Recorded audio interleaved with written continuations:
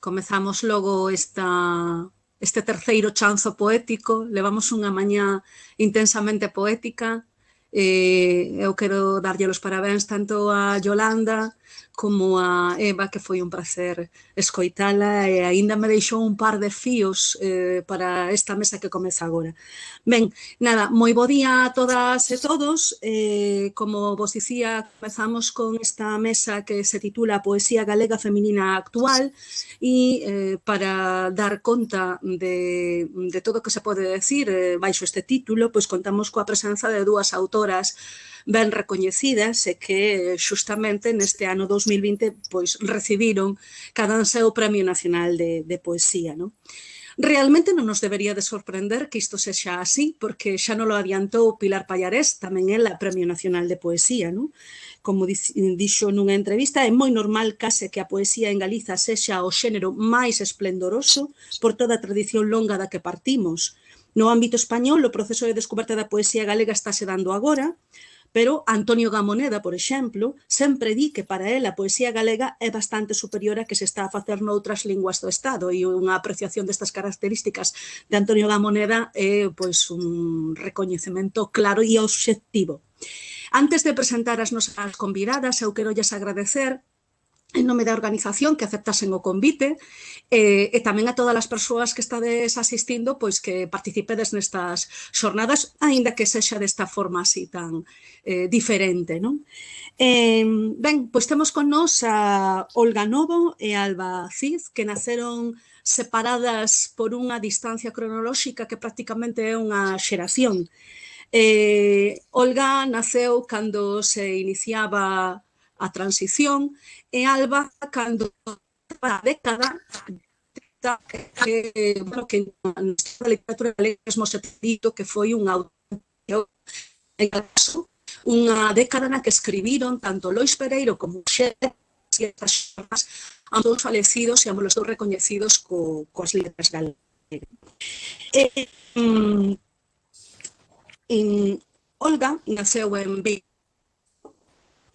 é poeta, ensaísta de lingua galega, e a súa obra pois xa recibiu varios recoñecementos, non? Por exemplo, no ámbito do ensaio, no ano 2004 recibiu o Premio Ángel Pole por Uxío Novoneira Lingua Loaida, 2012 o Premio de Historia Medieval de Galiza e Portugal por Leda Mandeu, Poética Erótica Medieval Galaica a procura da nosa intrahistoria. Xa na súa poesía recibiu o Premio Losada Dieguez de Creación Literaria no ano 98 polo libro Nos Nus, o Premio da Crítica Española no ano 2011 por Cráter, no 19 por Felicidade, que é cando se publica este libro maravilloso, pois recibe o Premio da Crítica Galega e o ano seguinte pois o Premio Nacional de Poesía. Alba Cid nace en Ourense, poeta tamén, ensaísta tamén, investigadora, ambas as dúas, ademais, comparten a tarefa de editar outros autores e ten recibido diferentes premios dentro dese panorama de premios dos que as máis novas xa puideron gozar. Ela sinala nunha entrevista con Yolanda xustamente a boa memoria que agarda do Premio Nacional de Redacción Coca-Cola, pero hai outros como o Premio de Poesía de Cornellá, o Minerva, o Xuventude Crea, etc. E xa en 2020, pois, o Premio Nacional de Poesía Nova Miguel Hernández por este outro libro tamén maravilloso que é Atlas.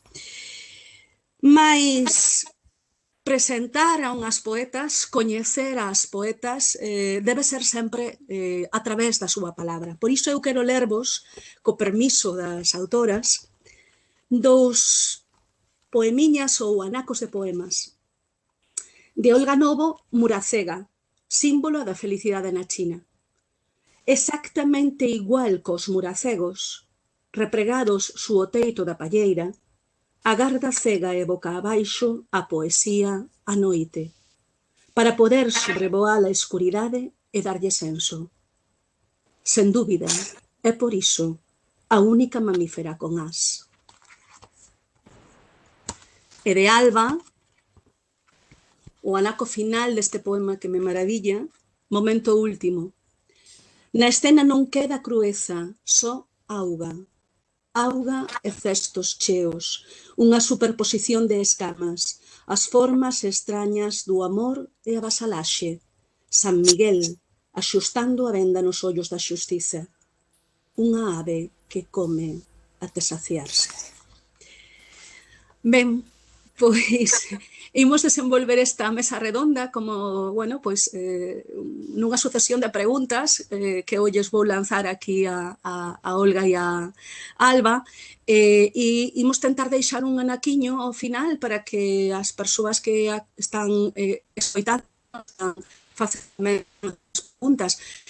Non desboto que no chat pois vayan colocando algunha desas preguntas e tentarei eu non me despistar para anotalas. Pero imos comezar.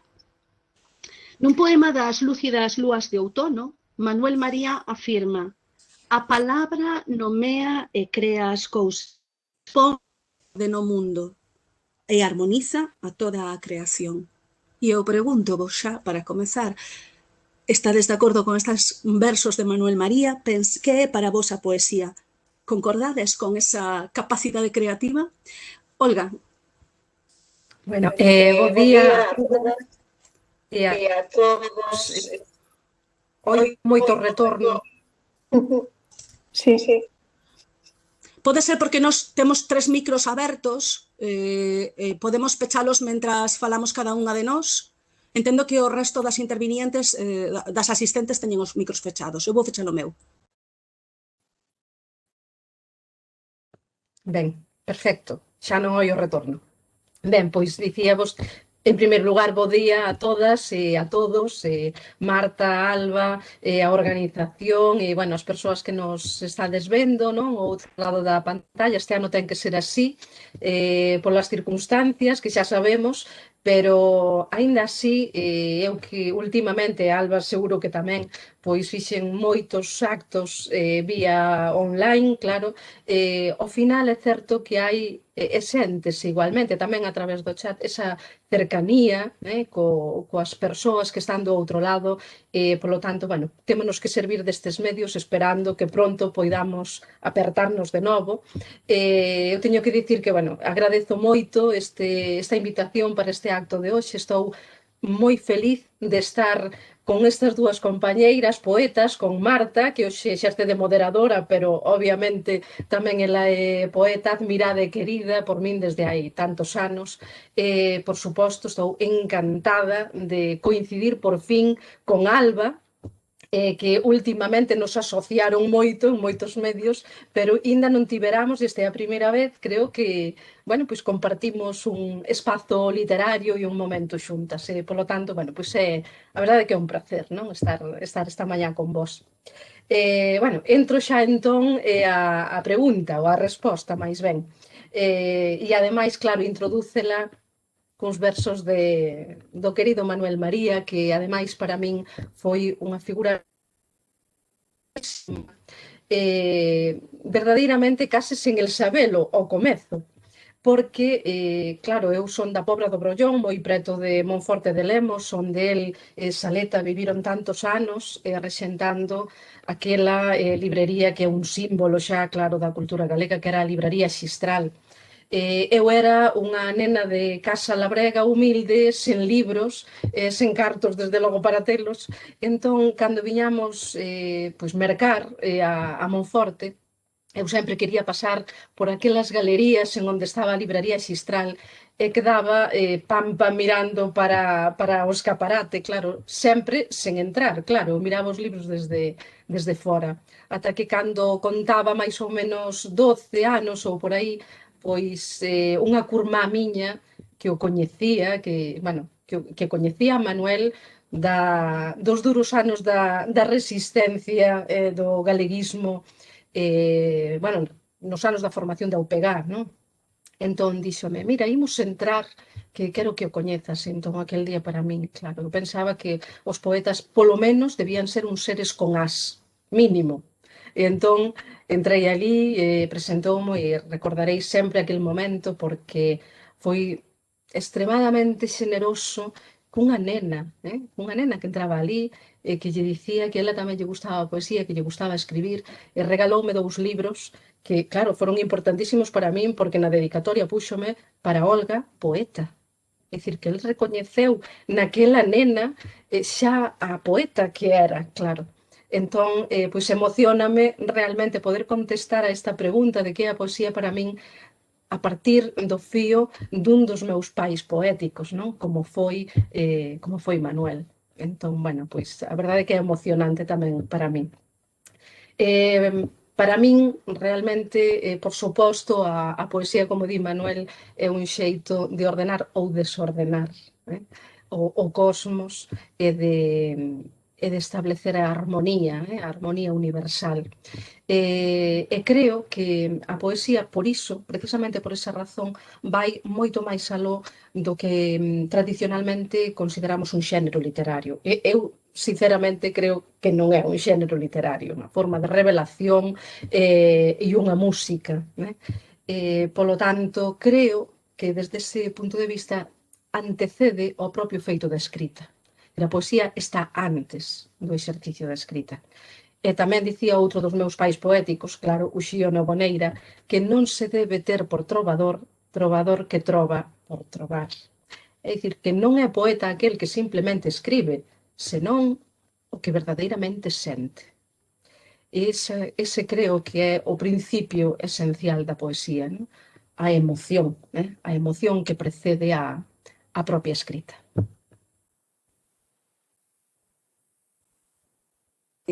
Alba?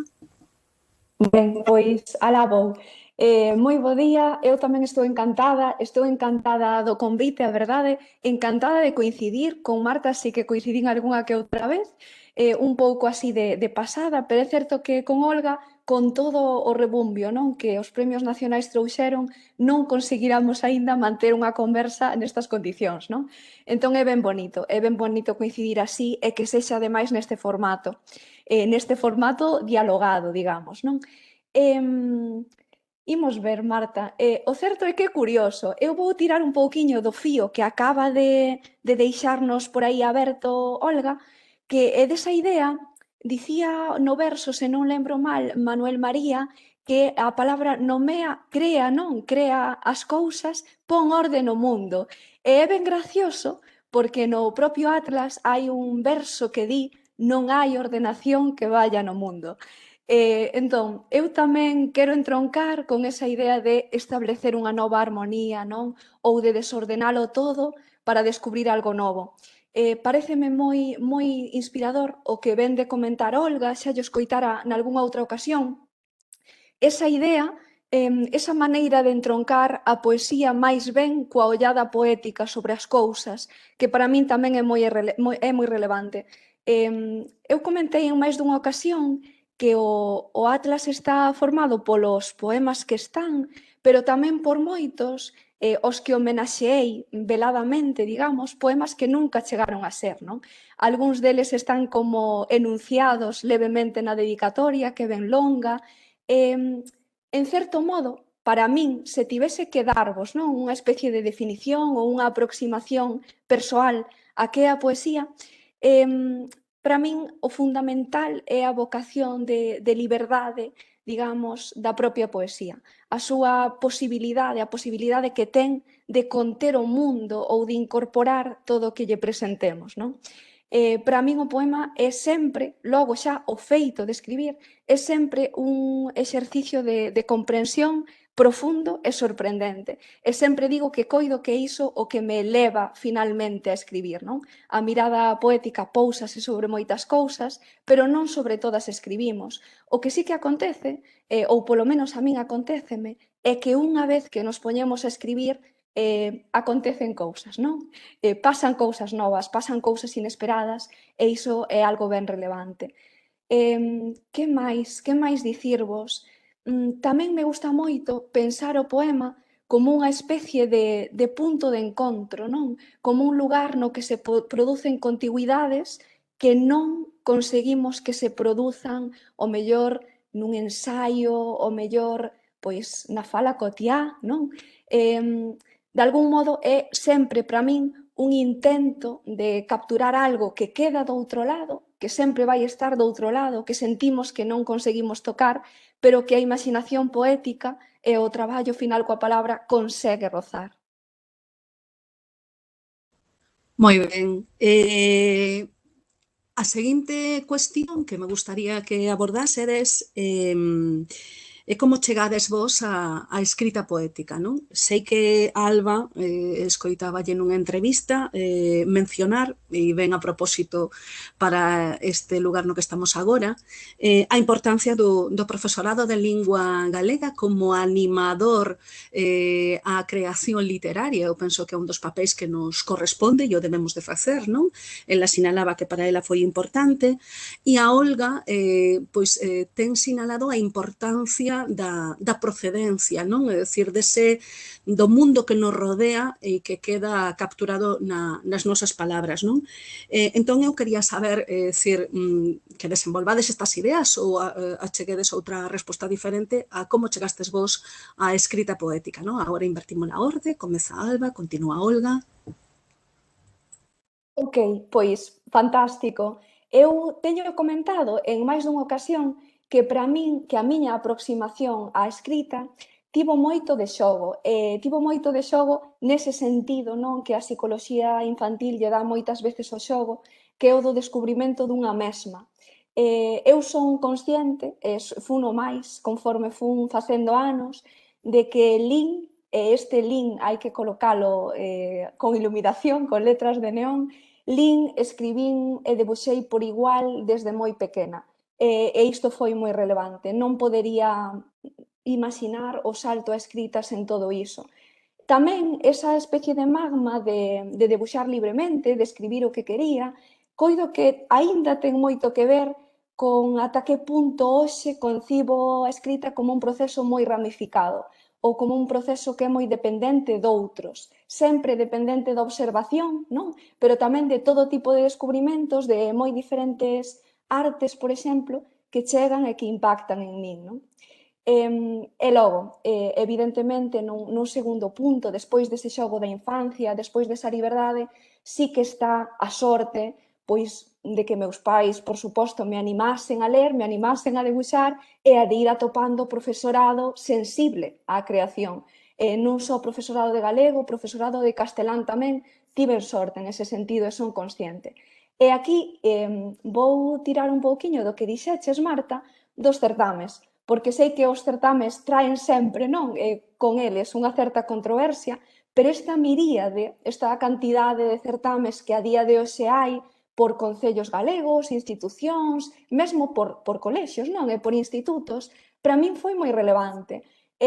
Foi relevante nun inicio porque é certo que che dá algo así como unha especie de retroalimentación sobre o que estás a facer e que che procura conversas que doutra maneira non terías.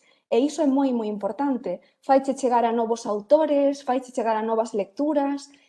Para min tamén o foi, sempre o recoñecerei, un modo de chegar a amigos, non? De chegar a rapaces ou rapazas que estaban a escribir como eu estaba a escribir e de que aí se creasen lazos moi importantes.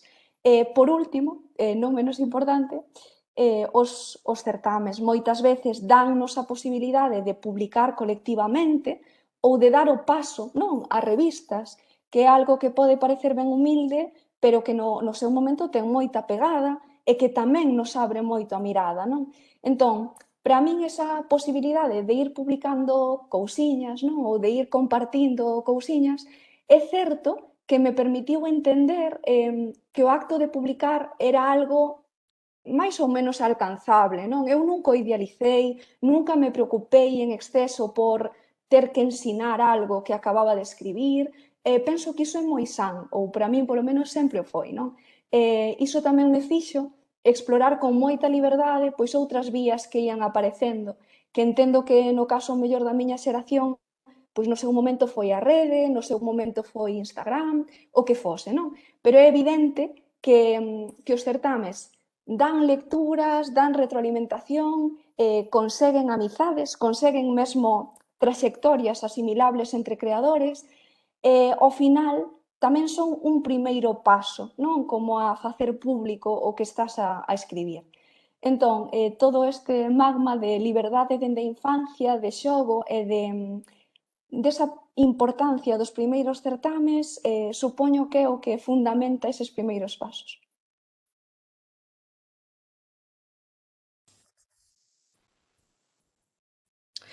A verdade é que dá gusto oírlle a Alba recoñecer o labor do profesorado, non? Agora que ela tamén é profe, pero os que levamos xa no tema tantos anos, non?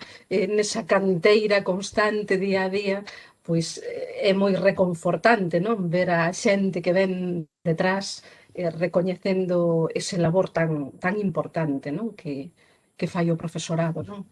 Prol da lingua e da literatura, claro.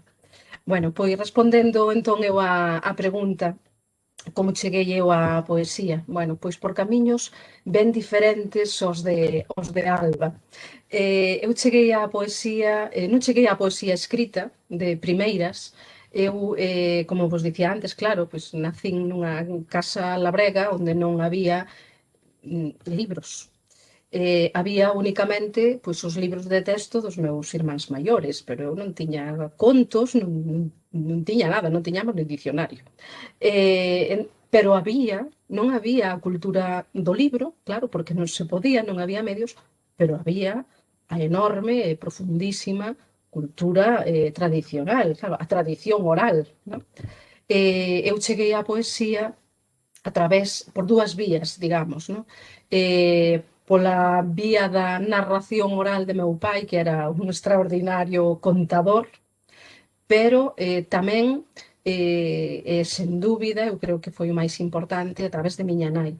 Miña nai é unha muller hipersensible que probablemente, se os tempos fosen outros, pois ao mellor estaría ela aquí, falando de poesía e non eu. Eu estou convencida disso. Pero, claro, miña nai apenas foi á escola tamén, igual que meu pai. Non obstante, ela aprendera de súa nai e de súa avoa algúns romances tradicionais, claro, e tamén algún poema daquela enciclopedia, non, que tiña nas escolas do franquismo. En concreto dous, a Margarita de Baile, claro, de Rubén Darío, e La infanta jorobadita, creo que era de José María Pemán. Entón eu escoitaba a miña nai mentres facía de comer, antes de ir eu á escola, é dicir, pues, imaginade, tería 3 anos, máis ou menos, claro. Escoitaba a miña nai, pois, mentre facía a comida ou o que fose, ás veces recitaba, non? E entón eu, claro, quedaba pasmada con aquilo, Margarita está da la mar, aquilo de un rebaño de un rei que tenía un rebaño de elefantes, non? 400 elefantes paseando a la orilla de la mar, o mar que eu nunca vira, ademais, non? Claro, quedaba fascinada, e infantiña aquela que estaba esperando pola morte, non? Choraba coa emoción da infantiña que morría, bueno. Entón, eu pedíalle moitas veces a miña nai que me volvese a recitar aquilo. Entón, eu creo que a mí o que me fascinaba era aquela música, claro, aquel ritmo, que ademais viña da nai. E aquilo creo que permaneceu, sen dúbida ninguna, en min, non? E por iso sempre digo tamén que a poesía é revelación e é ritmo, e música, antes que nada, non? A miña chegada logo á poesía escrita veu, bueno, pois no colexio, claro, a través dos típicos libros de lectura, nos que volvían a aparecer os romances tradicionais, que eu lín 100.000 veces ata que os aprendín de memoria, ata que chegou un momento en que se me acabaron. Xa os sabía, os que aparecían no libro, e entón, máis ou menos, á idade de 8 anos, pois pensei en escribilos eu, porque así non se me acabarían nunca. Entón, no meu caso, a chegada á poesía foi por carencia, precisamente. É unha sede desde a carencia da cultura escrita. Entón, pasei todo aquel verán dos 8 aniños, marchaba ali ao lado dunha fonte, a estar á sombra e ao fresco, porque me parecía que me inspiraba máis aquilo, claro. E entón marchei para ali cun caderniño e pasei todas as tardes do verán ali cun libro de texto do meu irmán maior, onde viñan os tipos de estrofa, etcétera, non? Entón, ali practiquei os sonetos, a décima, todo aquilo, non? Todo o verán. E claro, tamén se convertiu, en efecto, nun xogo maravilloso que non me abandonou nunca, e aquela intuición de se os escribo eu non se me van a acabar, pois en efecto non se me acabaron nunca. Eses foron os inicios, unha necesidade moi profunda, de expresión das emocións. Claro, aqueles primeiros poemas, que algúns conservos, teño un caderniño infantil que Marta non sei se acorda, pero que viu algunha vez. Sí, porque hai moitos anos fixemos un recital, agora vou contar aquí para todos, estes intríngulis. Hai moitos anos, a Rafa Villar, que vou acusar aquí públicamente, ocurriuse facer un recital en Santiago, pois a nosa xeración, claro, éramos ben noviños, facer un recital, pero cos nosos poemas de infancia. Entón a trampa terrible foi que os demais levaron ou o seu primeiro libro publicado ou poemas xa de cando eran máis maiorciños. E a única burra fun eu que levei o caderniño de cando tiña 10 anos, claro. E foi maravilloso, Foi un recital estupendo, rimos moito, pasámolo moi ben, pero, bueno, ese caderno conservo, claro, e aí están, bueno, pois esas expresións da emoción, non?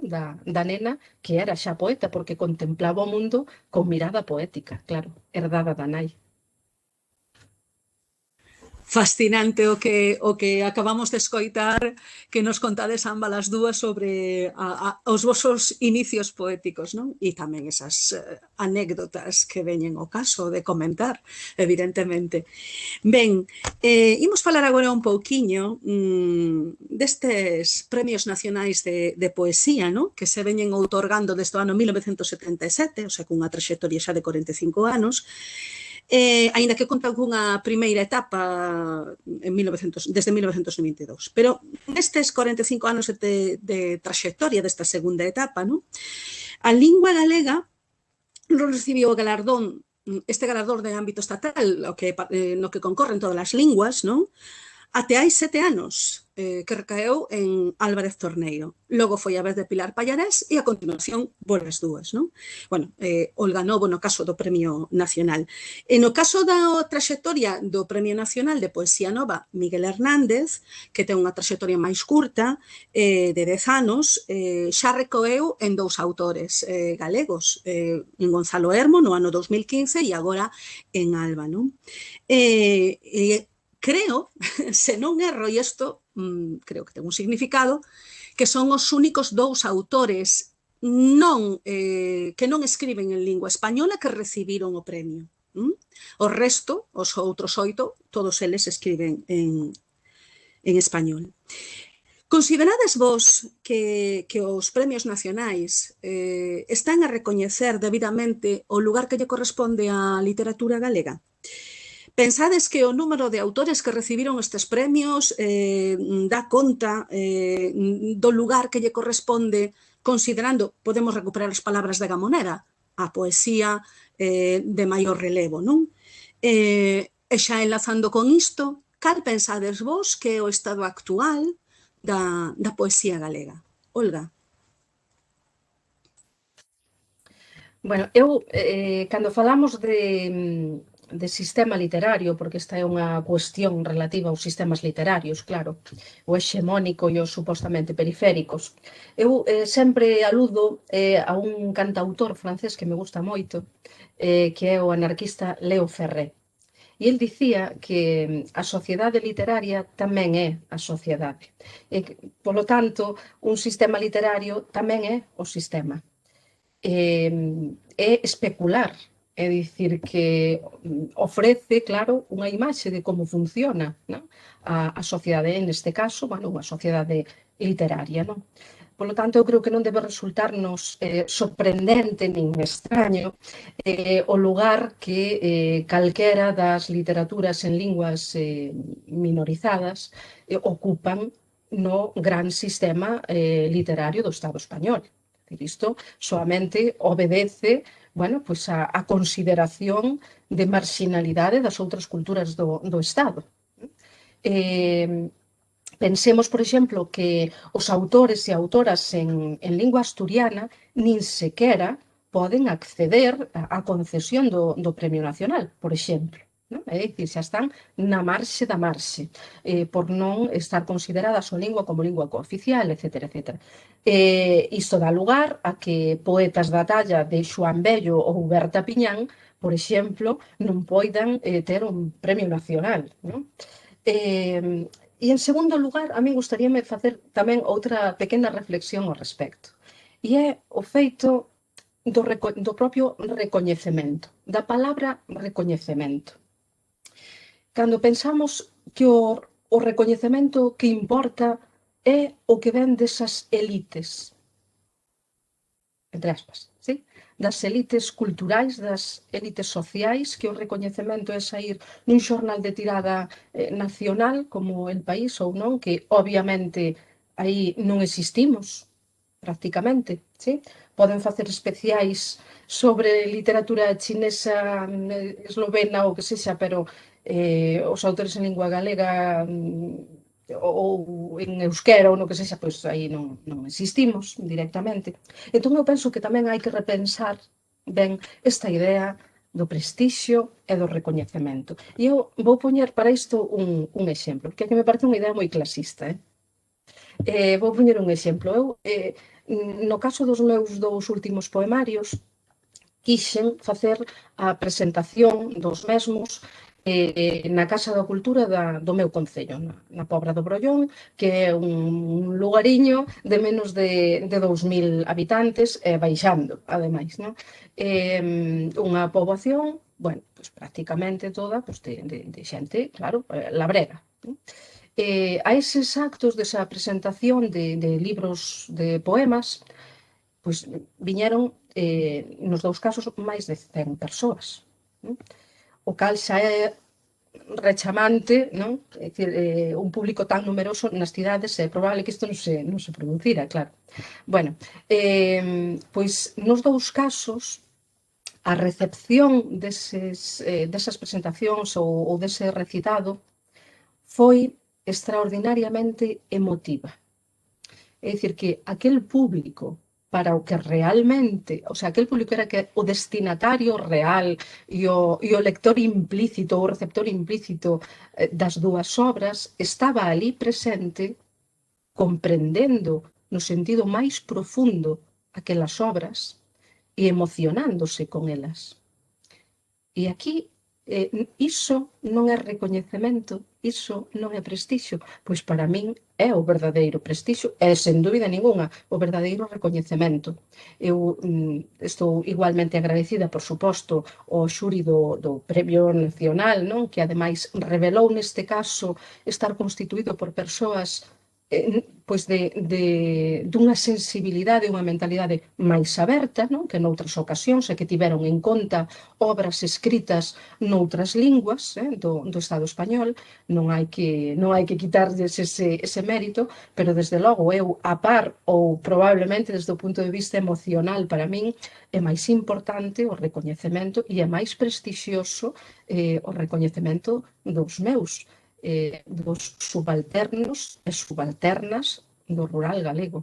Polo tanto, aí a idea de prestixio e a de recoñecemento é moi outra. Moi interesante a reflexión, dende logo. Hai que anotar o que decíamos a respecto do clasismo, do elitismo, porque iso tamén nos leva a outros debates a respecto da linguaxe poética, pero ímolo deixar. Continuamos con Alba. Ben, pois o certo é que tocou moitísimos asuntos, Olga, que me parecen fundamentais e aos que querería sumarme 100%. Falando deste recoñecemento, ante o que seguramente poderíamos escoller unha palabra mellor, a ver, eu penso que temos que partir sempre de algo evidente, que é que somos uns completos descoñecidos no contexto do Estado, pero é que non somos uns completos descoñecidos só nós, senón que somos unhas completas descoñecidas as unhas das outras, as diferentes literaturas, chamémoslle periféricas do Estado, non? A miña experiencia persoal é que únicamente lectoras e lectores moi atentos, moi militantes poéticamente, saben hoxe o que está a acontecer ou xa non saben hoxe o que está a acontecer, senón saberían citar, digamos, nomes relevantes pois para falar da tradición poética catalana ou para falar da tradición poética en euskera. Paréceme importante partir de aquí, non? Entón, para empezar, hai unha especie de, bueno, constante mutismo, non? Ou un diálogo que realmente non existe. Iso, desde aí partimos. Logo, a min pareceme tamén que deberíamos recoñecer a potencialidade que hai en non medirnos desde ese recoñecemento do Estado.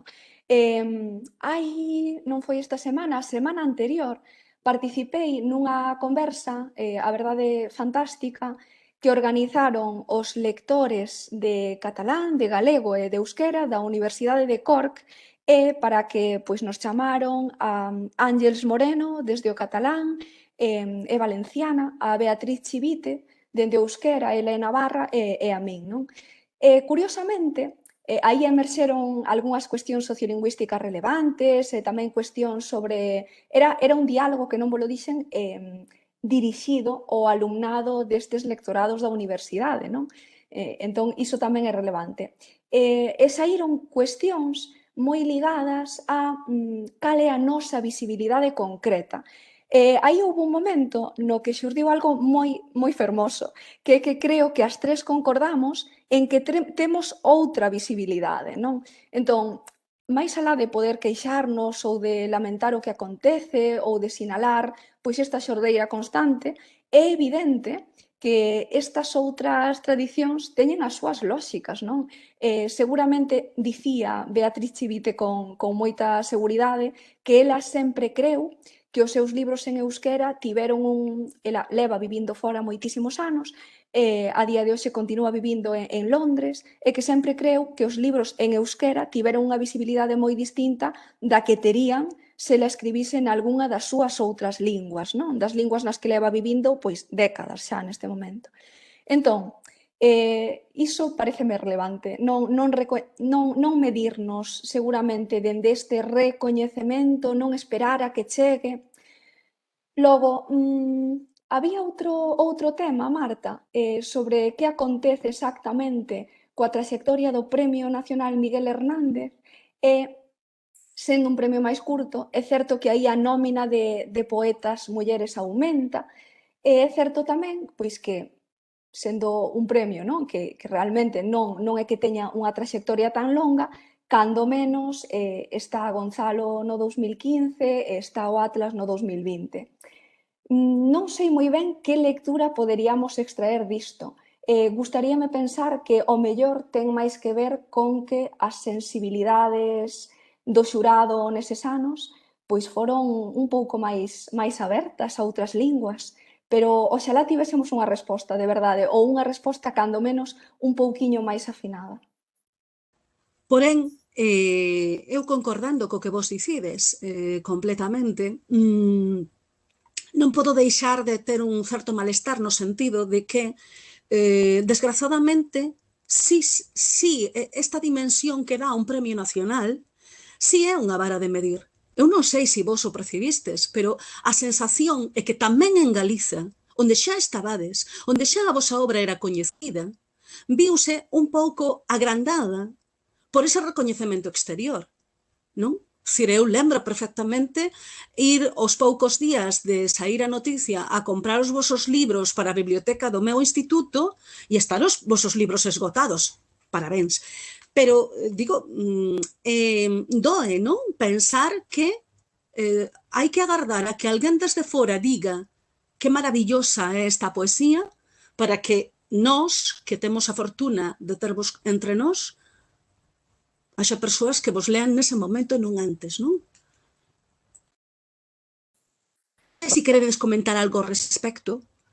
Bueno, isto non deixa de redundar en estas cuestións das que tanto falamos, non, cos nosos alumnos e alumnas e que teñen unha tradición, por desgraza, non, de raíces tan profundas, non? Todos estes temas, bueno, pois do auto e de non ter en conta o propio, de non querer, non, a propia cultura, etcétera. Isto, bueno, é unha evidencia, por suposto, quero dicir que o Premio Nacional, quero dicir, eu a cada acto que estiven indo últimamente, ou en cousas aquí en Galicia, quero dicir, ponse moi por diante, por suposto, non? Que concesión do Premio Nacional.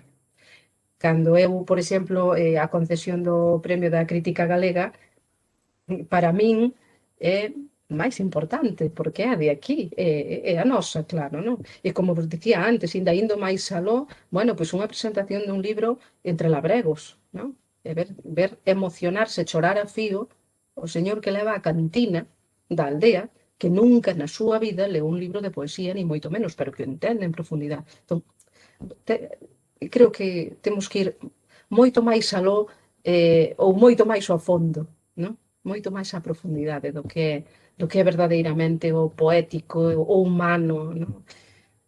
E todas estas cousas do sistema literario, en fin, hai que collelas, bueno, pois entendendo que pertencen precisamente a iso, o sistema e o seu xogo, non?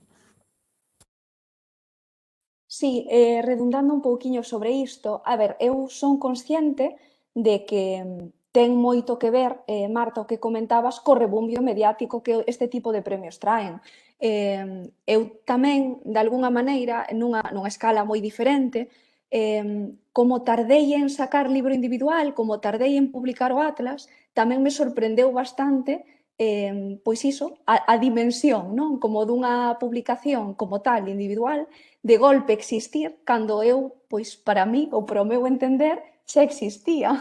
Quero dicir, eu xa publicaba, ademais era, non sei, penso que sempre liberei moitas cousas, sempre fun como moi aberta nese sentido, deixei cousas en moitos lugares da rede, colaborei con publicacións moi diferentes, de cariz moi diferente incluso, ou facendo colaboracións de diferente tipo, non? Que ás veces abordaban un pouco poético. Entón, penso que no fondo non deixa de haber un certo aspecto pois, ligado ao mediático, non? Que ao final provoca esa especie de fervenzas sorprendentes, pero que habería que darlle unha volta bastante máis profunda a que estamos a referir precisamente, non? Cando falamos de prestixio, de recoñecemento, longo, etc. Ben, estamos nunha mesa redonda, voume sair un pouco do guión que eu teño aquí previsto e compartido coas nosas intervinientes, porque vou a dar voz ás palabras que están chegando a través do chat. Eu creo que é interesante, non? Este diálogo. Vou comezar por ler, digamos, as valoracións que van. Claro, é que este formato permite iso, non? É dicir, que quen escoita pois poida canalizar o que está sentindo nese momento, non? María de la Paz Chao dicía, que gusto esa reflexión, Olga, o mundo rural tamén é mundo, non? Di Pilar Ponte, agora están entrando moitas mensaxes, non vou a ser capaz de lelas todas, tamén está ben aproveitar a vantaxe do lado mediático dos premios. Elvira, repensar o recoñecemento, boa reflexión e conclusión de Olga Novo. María Dolores Suárez di, concordo co argumento de Olga en relación ao prestixio, o clasismo non vai na lingua galega, que sempre estivo no pobo, non? Di Esther, escribir para que sempre haxa poemas para ler, para que non se acaben, non deixedes de facelo. Que importantes, María de la Paz Chao tamén di, que importantes os primeiros anos, que emocións tan profundas, Olga e Alba, non? E hai xa 3 preguntas que ademais eu creo que van as 3 na mesma dirección, non? E van a fiar con unha palabra que dixo Olga nesta última intervención, que foi alumnado. Porque, claro, primeiro leo, ¿no? Primeiro leo que é profe de bioloxía, que nos di, primeiro parabéns e grazas ás 3 poetas. E agora a pregunta, nesta época na que se lle vende ao noso alumnado a importancia ás carreiras STEM, das carreiras científico-tecnolóxicas, relegando as materias sociolingüísticas case a obrigatoriedade, que consello me poderíades dar a min, profesora de ciencias, para que o alumnado entenda a importancia das letras en xeral e da poesía en especial? Tamén, ou sobre todo, para persoas que van estudar carreiras de ciencias. Pablo Rodríguez Vila tamén nos pregunta algo semellante, di se podedes achegar algún consello para enganchar o alumnado na poesía. El di, pareceme persoalmente moi complicado, non? Finalmente, Pilar Ponte tamén nos di que, bueno, pues que lle gustaría coñecer a vosa opinión como poetas, mas tamén como docentes, de cal é o enfoque que credes que dende as aulas lle debemos dar a literatura e máis concretamente a poesía. Que nos digades como facedes vos. E eu voume permitir lembrar aquí un debate que xa houbo nunhas xornadas de lingua en que o poeta Miró Villar foi moi contundente a respecto do papel que xogamos as profes e os profes de lingua galega no coñecemento e difusión da poesía. É dicir, dámoslle a ler aos noso alumnado poesía, como lemos a poesía con o noso alumnado, que, ben, entón, ven o fío destas preguntas que nos trasladan as persoas que nos están escoitando. Eu creo que xa perdín un pouco a orde de quen iba alternando as palabras. Tocalle a Olga? Sí? Veña. Bueno, pois comezamos por Olga, non sei, é que xa me Sí, extraviei. eu tamén me perdín un pouco, pero bueno, creo que vou reunir a resposta ás tres preguntas nunha mesma, tamén para darlle tempo a Alba. Non hai modo de transmitir nada, nin a poesía, nin calquera outra cousa, a outro ser humano que temos diante, xa non digo alumno nin alumna, a outro ser humano que temos diante, porque son seres humanos cos que compartimos ese espazo, non se pode transmitir nada sen amor. Sen amor polo que estamos transmitindo e sen amor pola persoa que llo estamos transmitindo. Entón, cando falamos de poesía, eu creo que falamos precisamente, dicíamolo antes, non? Desa maneira de estar no mundo, desa mirada. Entón, dicía Luis Pimentel que o poeta é un mestre sen ira. E eu creo que o verdadeiro mestre, e eu sei no por experiencia, porque tiven como profesor a Claudio Rodríguez Fer, marcoume absolutamente, claro, en primeiro de carreira, ainda que eu xa escribía, claro, pero non só me marcou no sentido poético, senón neste outro sentido poético profundo, é dicir, no xeito de estar co alumnado, non? De compartir con el, de borrar a fronteira e a barreira, non? Con ese outro ser humano que eu teño diante. Entón, eu creo que soamente se nós tratamos o que temos en fronte con delicadeza, con respeto que merece, por suposto, e por que non dicilo con amor, non? No sentido profundo, amor ao outro, amor ao ser humano, soamente así poderemos abrir unha porta de comprensión e de achegamento. Iso é o primeiro. Porque a poesía ten que ir por diante do poema. E unha vez que conseguimos iso, probablemente ese alumnado recibirá todo o que lle deamos pois coas portas abertas. Sexa poesía, sexa unha lección de bioloxía, que, por certo, o profe de bioloxía, o profe de ciencias, na miña poesía, na de Alba tamén, hai moitísima bioloxía, porque a poesía, desde logo, está atenta á vida, e é, sobre todo, vida. Eu tive un alumnado de ciencias absolutamente fascinado coa poesía. Eu incluso lles dicía, na matemática hai poesía. Cando dicimos que un límite tende ao infinito, iso que é un poema en sí mesmo, non? A mí que se me daban moi mal as matemáticas, sendo meu irmán profe de matemáticas, o cal era, en fin, terrible, acabei vendo, claro, a poesía tamén nas matemáticas e vina xa na linguaxe, non? Entón eu creo que isto, o enfoque poético xa ten que vir de antes. E logo, por suposto, para que descubran a poesía, hai que levarlla, hai que amosarlla, hai que lerlla, e teñente que ver disfrutar léndoa, non? E compartíndoa. Iso é o esencial. Por outra parte, hai outra cuestión. Non a todo o mundo lle ten que gustar. É dicir, tampouco nos podemos poñer en situación de impoñer os gustos, os praceres e os saberes aos demais. É dicir, pode haber nenos aos que non lle interesa nada. E non pasa nada tampouco. E poden ter unha actitude moi poética, por outra parte, non escribir un só poema tamén. Entón, creo que, bueno, un pouco vai por aí. Eu tive unha experiencia sigo astendo, pero, bueno, tive unha experiencia en concreto absolutamente maravillosa nun centro en Ourense, no IES Blanco Amor de Ourense, ao que eu sempre seguirei pertencendo. E aí vin que tiña alumnado, digo polo tema dos consellos de como facer. Isto é un consello práctico. Eu vin que tiña en distintos grupos, bueno, distintos cursos, non? Alumnado que tiña sensibilidade poética, na escrita xa me refiro, non? Entón decidín facer un pequeno grupiño, xuntalos, inda que eran de idades moi diversas, había alumnado pois, de terceiro da ESO ata segundo de bacharelato, digamos, algún de segundo da ESO incluso. E entón, bueno, primeiro comezou sendo un grupo pequeniño, decidín xuntalos un recreo. Non? Claro, tampouco hai tempo, temos tempos docentes para facer estas cousas fora de horario. Entón, xuntámonos no recreo. E entón, bueno, pois eles trouxeron as cousiñas que ían escribindo, eu levaba algunhas outras que vía que lle podían interesar, incluso moi personalizadas ás veces tiraba un fío e dicía, bueno, e agora imos imaginar a orixe do cosmos, a orixe persoal, de onde vimos, a ver que vos hai a cada un de vós. Entón, na seguinte sesión, eles compartían entre eles e comigo. Aquilo era un grupo no que eu era unha máis, claro, era unha poeta máis compartindo cousas, non?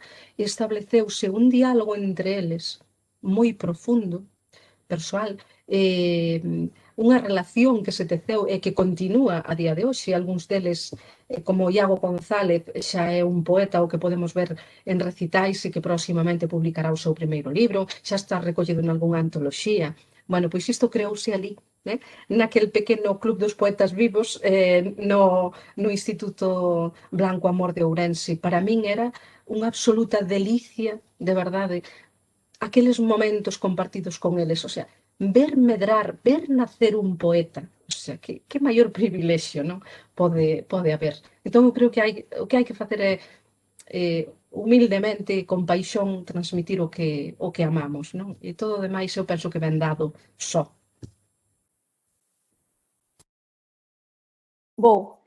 Pois a verdade é que me parece bastante a pregunta do millón.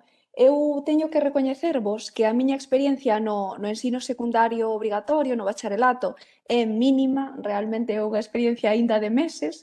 Sí que é certo que tiven, non, experiencia achegando poesía a outras idades, pero é certo que tamén era alumnado bastante peculiar, non, bastante especial, como que intereses vitais moi marcados.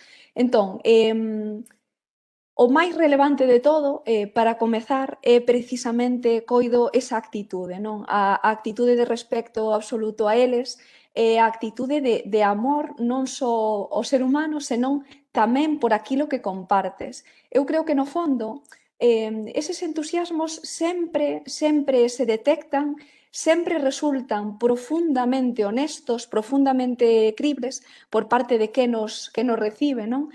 E iso é fundamental, se non se parte de aí é moi difícil que acabemos achegando poesía ao outro, non? Que é o que acontece? Aquí imos coa contrapartida.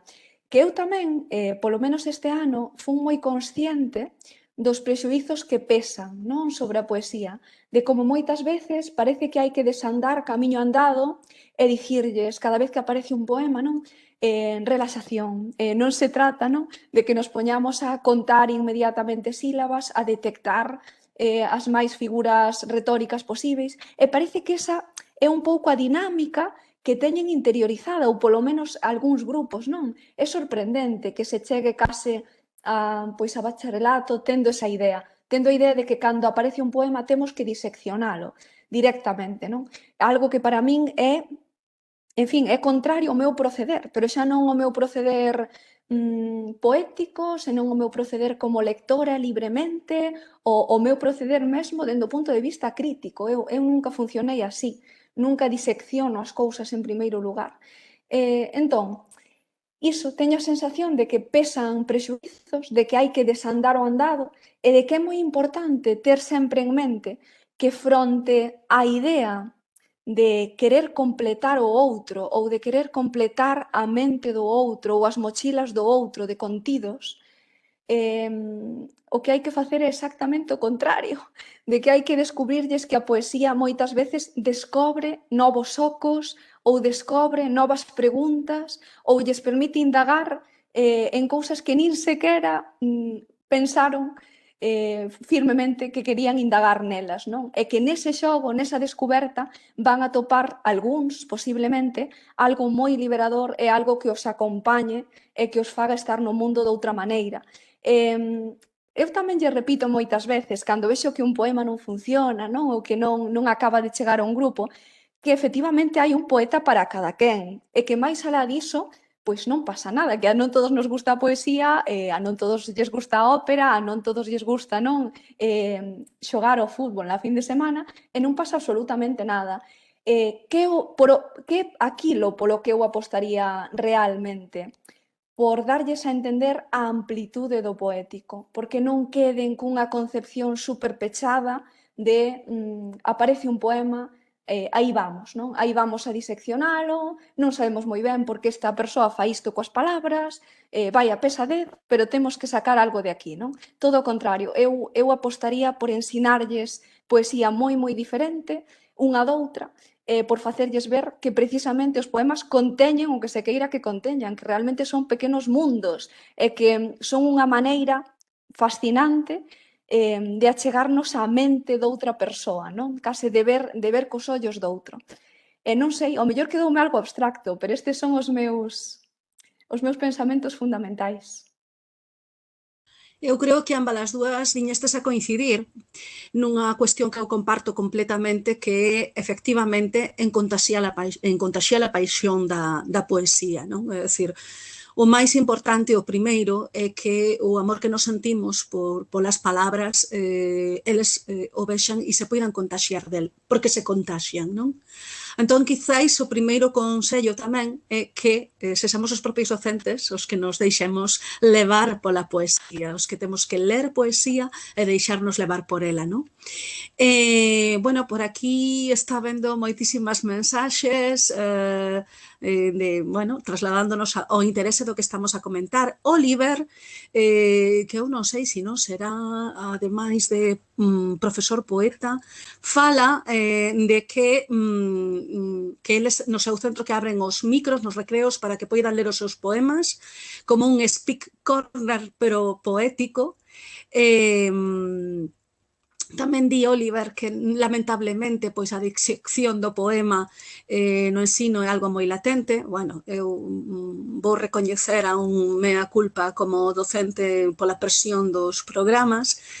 E temos tamén aquí outra, bueno, quero ler o que di Esther. Como nena que vin pasar o tren diante da miña casa en San Clodio, preto da Pobra do Brollón, chamaronme a atención eses dous avós de Atlas e de Felicidade que traballaron construindo os túneles polos que aínda hoxe pasa o tren. Grazas por visibilizar tamén ese rural. E teño tamén aquí escrita unha pregunta a que lle vou dar paso, porque ademais enfía coas que nós temos no noso guión. Por se hai algunha nova quenda de preguntas. Dicía Yolanda Castaño a mañá que Xela Arias sería unha grande feminista se vivise hoxe. Vos, que xa vivistes o movemento feminista nun momento menos incipiente, en que medida pensades que a vosa poesía contribuiu a fortalecelo? Alba. Case esquezo prender o micro. Que complicado. Eu moitas veces teño a tentación, non, de responder pois escapando un pouquiño destas preguntas e dicindo que non creo que me corresponda a min medir, non, a pertinencia real daquilo que escribo con respecto a determinado discurso, non, ou con, non sei, non acabo de entendelo así. Eu concordaría moito máis coa posibilidade, digamos, de que imos ver. Penso que isto tamén imos organizar ideas. Isto poderíamos entroncalo moi ben, non? Poderíamos entroncalo moi ben coa nosa propia tradición poética, co que foron os discursos da poesía escrita por mulleres nos anos 80 e nos anos 90, Está claro que en determinado momento as mulleres se apropiaron, digamos, pois de determinado imaginario feminino. Este imaginario feminino é sempre unha construción, evidentemente, pero apropiáronse del, deronlle a volta, noutros, pois imaginade, noutros panoramas, noutras tradicións, incluso escandalizaron un pouco o público a través da exposición de determinadas temáticas. Penso, por exemplo, pois nesa poesía confesional dos anos 60, dos 4 de Boston, non? Nunha plaza ou nunha sexton. Houbo un fondo traballo, un profundo e un consciente traballo de darlle a volta a moitísimos pois materiais do doméstico ou materiais non do puramente íntimo, a todo aquilo que fora caendo no saco da feminidade. Ben, entendido isto con moitas aspas. Que é o que acontece? Que dende outro punto de vista, eu creo, Xela, curiosamente, Xela a quen acabamos de citar, era moi rosmona, era moi libre con todo isto.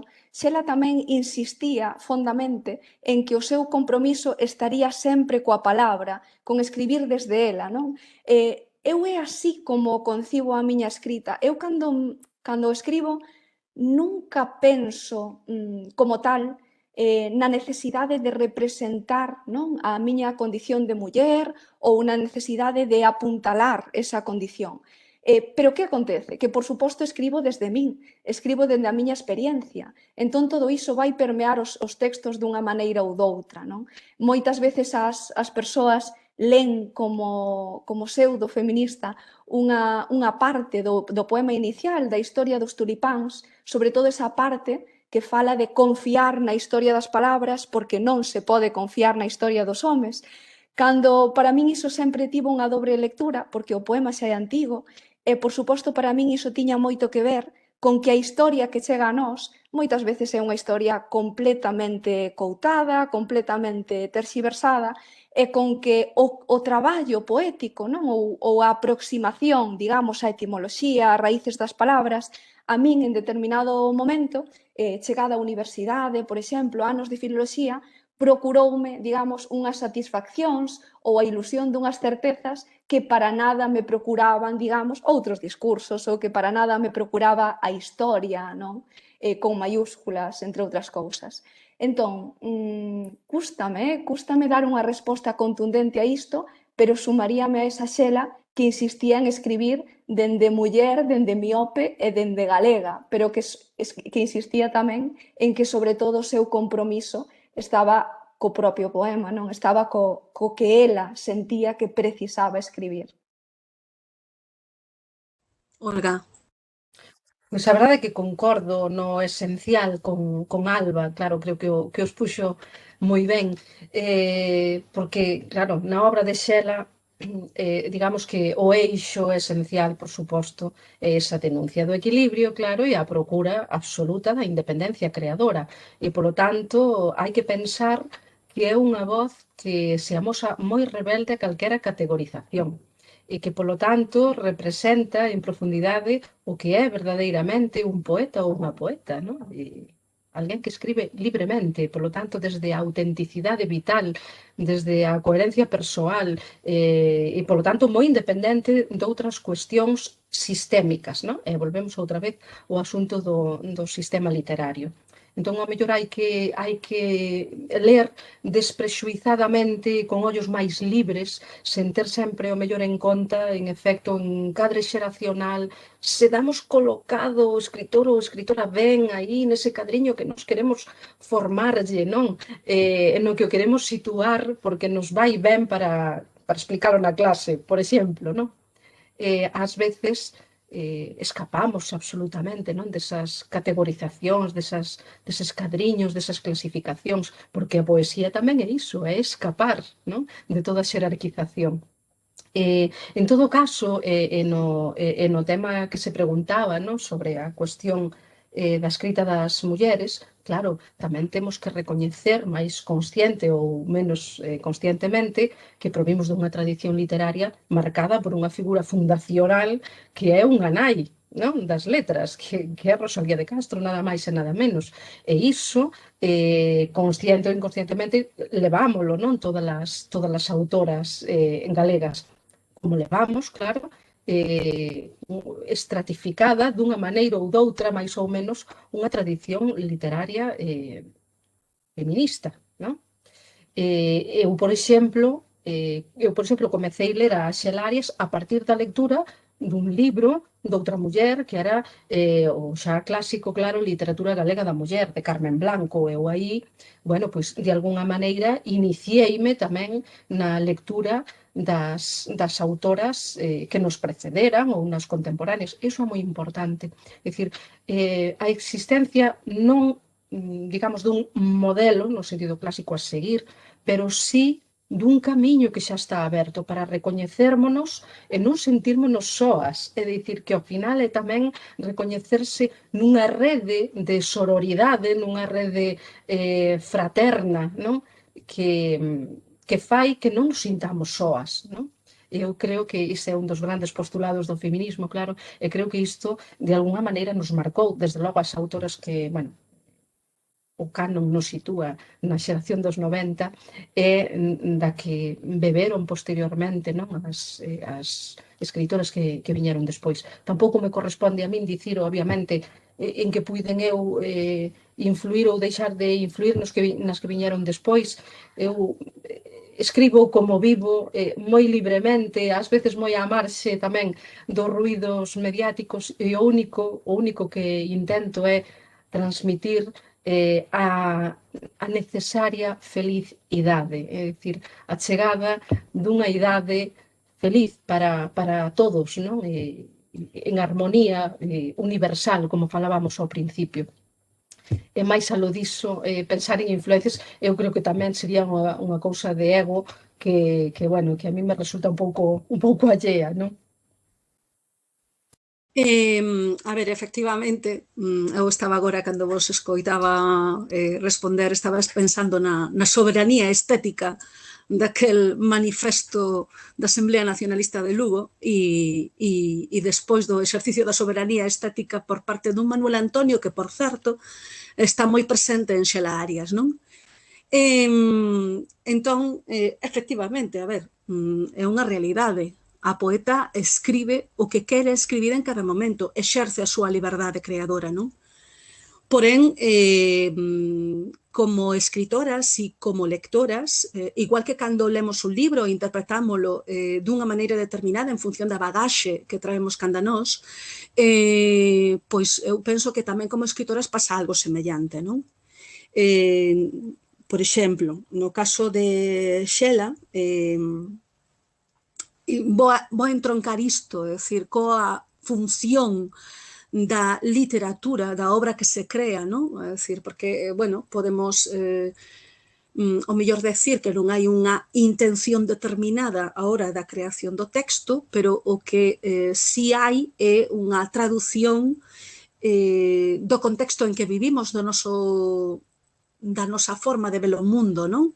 A palabra poética. Entón, Xela, na entrevista que lle fai a Ana Romaní, dille que é unha obriga da poesía non só o que se diga, senón tamén como se diga. E que a nosa función, a das poetas, é cuestionar o que hai precisamente para dar pé a construirnos mellor. Levando estas palabras a máis alá, a pregunta é se, aínda que se escribe dende a liberdade creadora, os textos, a literatura, a poesía tamén, porque a poesía, bueno, xa falábamos ao inicio, non? Decía Olga, creo, que a poesía é anterior á poesía, é anterior ao poema, é unha forma de estar no mundo e unha forma de ver o mundo. Entón, si o texto literario debe abrir a mente das persoas a unha nova realidade, si ten unha función de cambio na concepción do mundo. Non sei si engarcei, porque quixen xuntar o que viñamos falando, o que tiñamos previsto, si engarcei ben a cuestión, non? Olga? Claro, por suposto, escribimos desde un lugar e un tempo determinados, ¿no? A poesía vehicula experiencias profundas dun ser que, en efecto, vive aquí e agora. E, polo tanto, a través da poesía, da propia emoción do poeta, vehiculamos esa realidade e construímos outras, non? Personalísimas. Polo tanto, claro, a función tamén ten, digo, a poesía tamén ten esa función transformadora, non? Cando lemos a un poeta estamos, como dicía Alba, non? Observando, contemplando o mundo desde outros ollos, non? Esa é unha das grandes riquezas, non? Da literatura, non? Que nos fornece a posibilidade de non ter unha visión monolítica, non? É só desde nós mesmos, senón de abrirnos portas, por suposto, a outras perspectivas. Claro, por iso Platón non quería os poetas na súa república, porque desestabilizamos as visións monolíticas, desautorizamos a autoridade, non? Polo tanto, desde ese punto de vista, a creación poética é sempre revolucionaria, porque sempre procede de algo que non hai, que non existe, estamos creando algo novo, absolutamente, polo tanto, en si mesmo contén unha potencia moi perturbadora, claro, para o sistema. Alba? Vou. Pois é certo, concordo plenamente.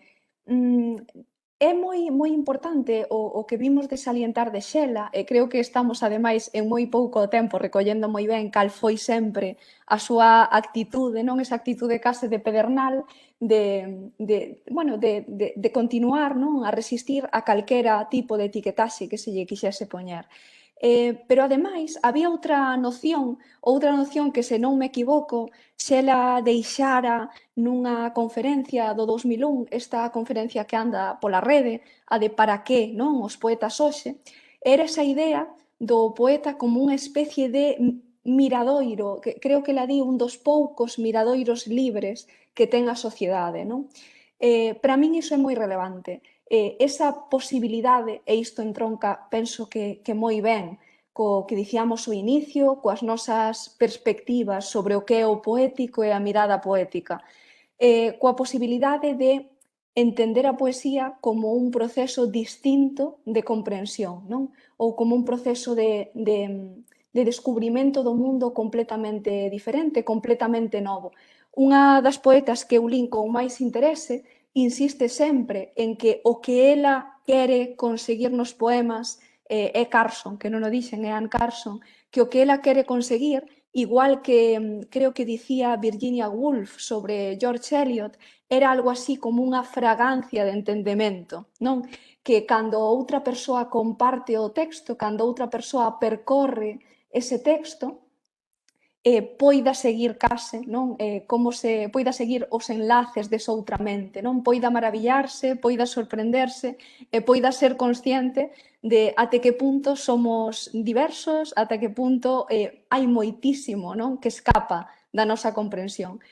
Non sei exactamente que lle temos que pedir á poesía ou que lle temos que pedir aos poetas, pero eu, cando menos, as poetas que máis leo, pídolles precisamente que me sorprendan, non? Pídolles que se divirtan. A min tamén me parece moi liberador. É un alivio importantísimo sentir que nun texto hai un gozo explícito, non? Que hai unha especie de divertimento xenuíno, non? Ou de descubrimento xenuíno no texto que estás a ler. A min os poetas que máis me gustan mánchanse moito no proceso de escrita, son poetas normalmente moi atravesados por outros autores, por outros textos, por outras artes, por outras tradicións. Entón, sei que me fumo un pouquiño, pero todo isto para min parte, xúrovolo, do mesmo lugar, e ese lugar, non? Esa noción de que, por suposto, que a poesía pode ser, e sobre todo nos nosos días, nos que parece que estamos completamente rodeados e bombardeados por tramas e por ficcións, non? E por un mundo que cada vez é menos físico, os poetas poden resultar sempre, poden procurar unha ancoraxe moi interesante en todos eses outros mundos que parece que se esvaecen, non? Se non son simplemente o mundo da ficción ou un mundo facilmente consumible, digamos, por capítulos. Moi ben. Imos volver ao título da mesa, Poesía feminina galega actual, non? E imos botar a vista sobre uns datos que se publicaron no libro branco que publicou a Elga, non? Nese libro blanco pódese ler que a media de idade dos escritores sitúase nos 56 anos, mentres que a media de idade das escritoras sitúase lixeiramente por debaixo dos 50. Isto nunha base asociativa que foi o que participou da elaboración do libro branco, que devolveu unha caracterización, un perfil fortemente masculinizado e cunha idade media elevada, non? Onde o que puidemos comprobar é que as mulleres están máis presentes nos tramos inferiores aos 45 anos. A parte disto, que eu agardaba, desde logo, que fose así.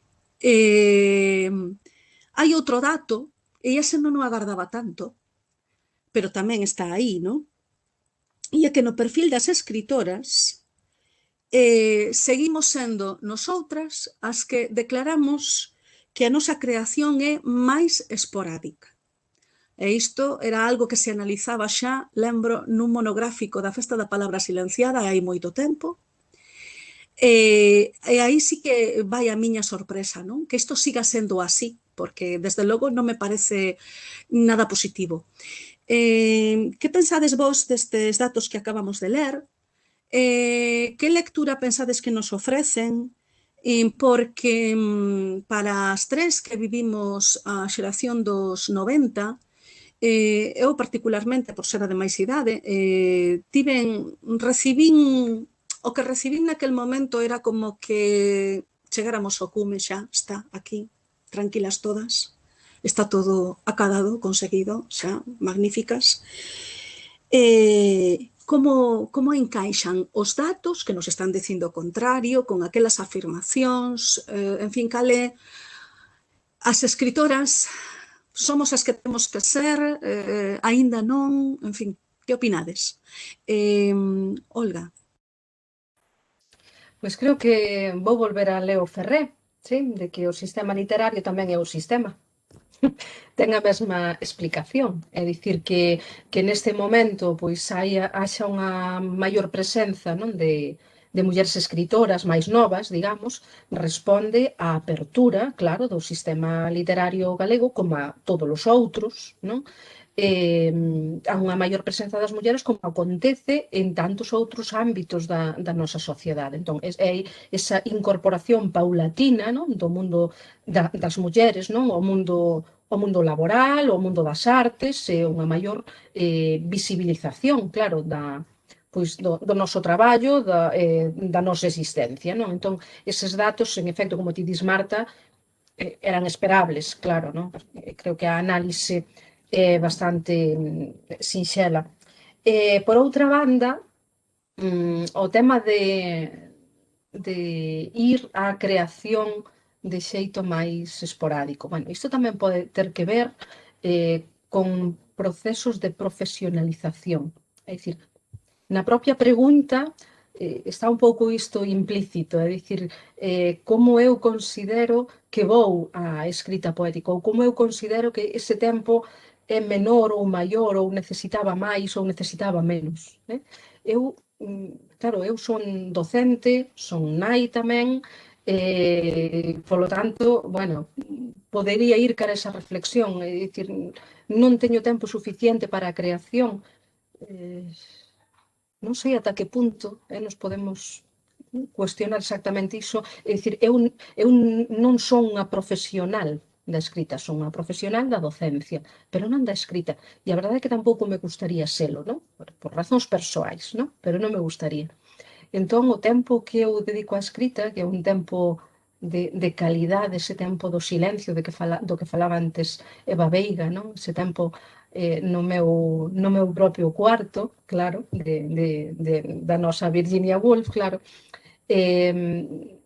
creo que non pode obedecer esas taxonomías, non? Pero é un tempo outro, un tempo diferente. E aínda así, volvemos outra vez a que o sistema literario tamén é o sistema, e, polo tanto, a maioría das mulleres dedicamos máis tempo cos homes aos coidados, en efecto, a coidar das nosas criaturas, dos nosos pais. Na miña obra hai un elemento moi presente que é o coidado dese pai enfermo, non? Dese poema de Anquises, non? En Felicidade.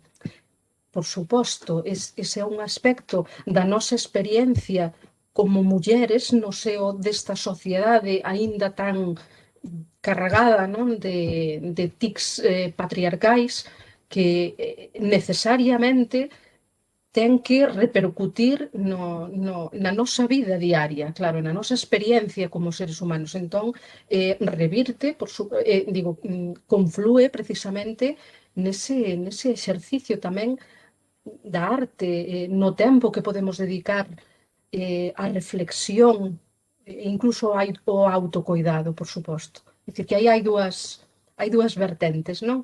A profesionalización ou non, pero tamén, por suposto, claro, vivimos na realidade que vivimos.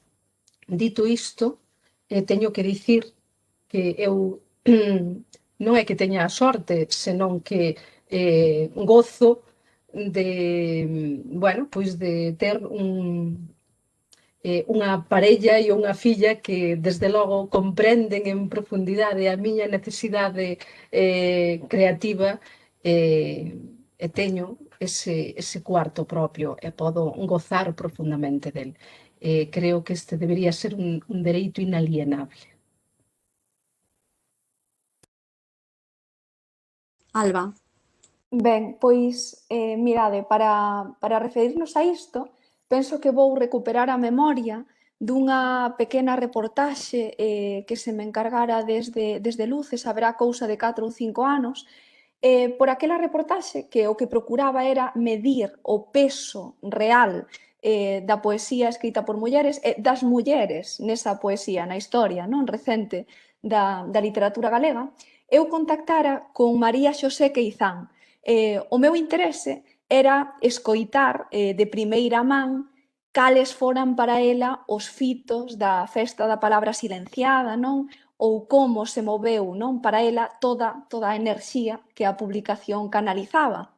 Entón, eu ia explorando o porqué desa presenza, non? Das mulleres na poesía, se era a que digamos, se presentara case como consenso, se non era tal, a que se debía, esa era un pouco a exploración.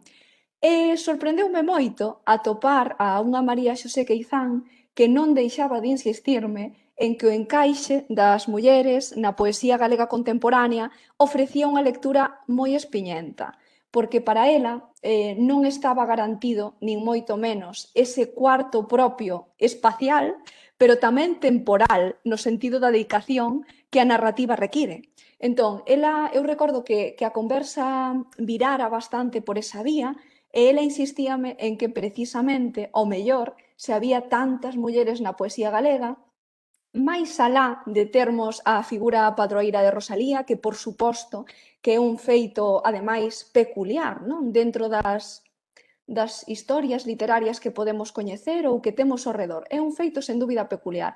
Pero máis alá diso, habería que valorar canta relevancia ten esa poesía como xénero máis amable, xénero cuns circuitos moi particulares e que normalmente non dependen moito do mercado, é dicir, ninguén se mete, digamos, na poesía pensando, pois non sei, nos seus dereitos de autor ou pensando, non, nos contratos millonarios que vai asinar para que aquilo se verca a outros, pensade, non, a outras linguaxes fílmicas ou o que sexa.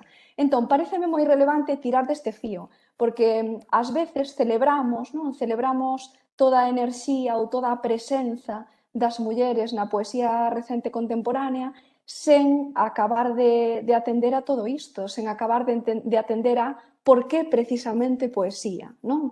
Ou que implica a presenza real de mulleres na narrativa galega, esa escasa presenza. O mellor iso tamén o habería que preguntar, non? En relación con isto mesmo.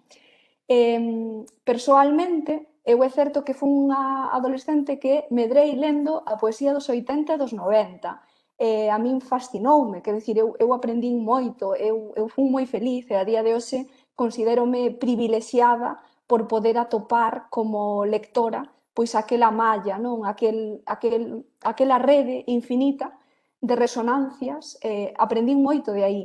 Pero a día de hoxe, malia toda esa enerxía dos 90, penso que tamén hai un consenso bastante claro en que pois a xeración dos 90 tivo un acompañamento crítico case a pé de páxina, non? Tivo un acompañamento crítico que fixo que se consolidase un pouquiño a etiqueta de boom feminino dos 90, non? Ou que quedase iso claro ou se mediatizase un pouco ese contido.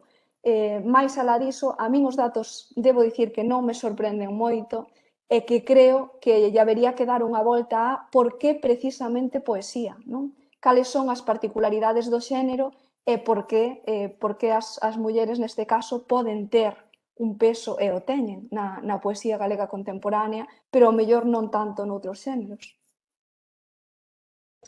Eu penso que nin siquiera no xénero poético, porque os datos os datos tamén do que nos falan é de que, por exemplo, un lugar común adoita ser dicir que as mulleres son as que gañan os premios, a resulta que a realidade dos datos non é esa. Aí hai unha diverxencia entre as estatísticas e o discurso, non? Ben, e continuando co que decías a respeito do cultivo da poesía, do xénero da poesía, claro, é que a min foi o que me sorprendeu, digamos, o que me doeu máis, non? Constatar que, despois de tantos anos, seguía vixente a premisa que se publicou na Festa da Palabra Silenciada, xa digo, hai moito tempo, a respeito da idade media das narradoras. É dicir, cando as mulleres comezan a publicar narrativa? Que idade teñen, non? E non sei se era María Mercé Marsal a que dicía expresamente que cando rematan os coidados, cando os fillos comezan a ser adultos, as mulleres entran no terreo da narrativa. Entón, iso é evidente que o que claro, somos un reflexo do sistema, da sociedade, por suposto. E aí estamos, non? Dicir, bueno, eu un pouco tamén estas preguntas van dirixidas a desmontar certos lugares comuns, non? Porque eu non sei, pregunto-vos, nalgúna vez sentistes que houvese nesa afirmación de que hai moitas mulleres escribindo, de que hai moitas mulleres poetas, moitas mulleres que gañan premios, un remorso porque esteamos escupándolle o espazo a alguén? Tivestes algunha vez esa sensación? Quero ser polémica. Alba. A ver, coido que é evidente que hai unha sospeita implícita, non? Nese constante recordar ata que punto existe pois unha forte presenza de mulleres na escrita poética galega. Iso pareceme moi relevante.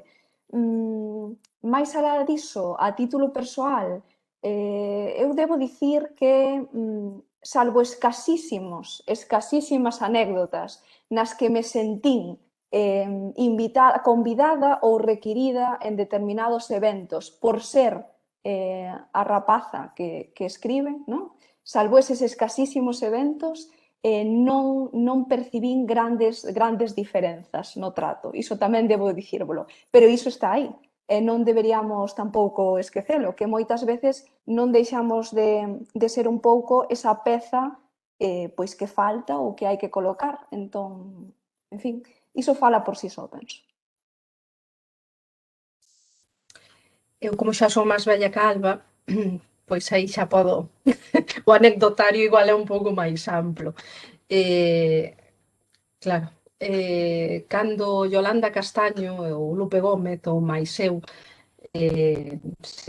no inicio, non, da nosa produción editorial, publicábamos textos interpretados de corte erótico, moitas desas lecturas sabemos que obedecían, bueno, pois a un intento clasificatorio, por suposto, reducionista, porque cando un lé só desde unha perspectiva perde moitas outras lecturas, moitos outros estratos que hai nesa obra, por suposto, pero logo tamén hai, por suposto, unha lectura morbosa.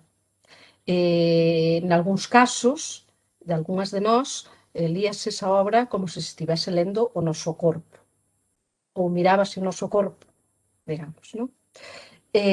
Iso por unha banda, o que trasluce moitas cousas, eu creo, non?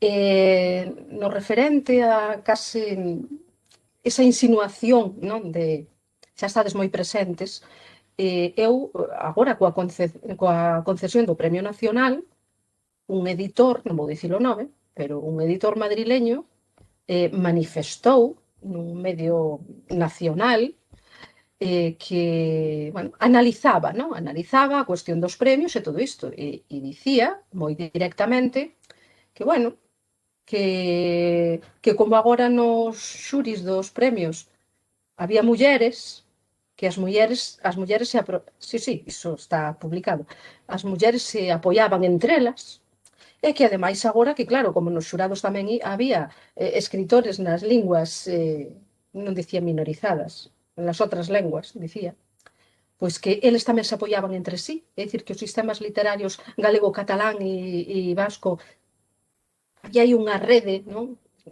clandestina, case oculta, non? Para apoiarse entre eles. Polo tanto, a conclusión que había que sacar da súa exposición é que a concesión do Premio Nacional ao meu libro non obedecía en absoluto á calidade da obra literaria, do cal non falou en ningún momento, por certo. Ele non falaba en ningún momento da calidade das obras, non? De ninguna. Soamente falaba deses criterios de sistema literario corrupto, non? Porque xa é unha visión desde a corrupción, claro, non? Entón, bueno, pois creo que é unha anécdota, simplemente, non hai que darlle máis importancia da que ten, claro, pero que é bastante reveladora, é dicir, se fose un home escribindo en castelán, preguntaríase iso, pero como o premio se lle concedeu a unha muller que escribe en galego, hai que xustificarse. Eu teño que xustificarme por que me deron ese premio, non? Así funciona.